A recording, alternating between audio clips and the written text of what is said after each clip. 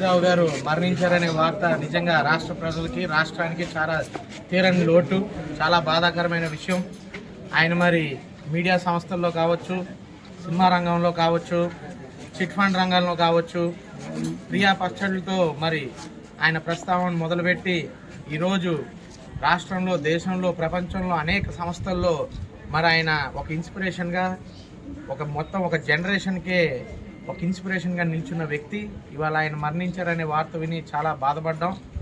ఇవాళ మరి కోడూరు గ్రామంలో మరి ఇక్కడికి వచ్చి కార్యక్రమం జరుపుకుంటున్నప్పుడు విషయం తెలిసింది. ఇక్కడ యావత్ తెలుగుదేశం పార్టీ నాయకులు, గర్విడి మండలం పెద్దలందరూ, ముఖ్య నాయకులందరం కూడా ఇక్కడ మరి ఆయనకి నివాళులు అర్పించడం జరిగింది.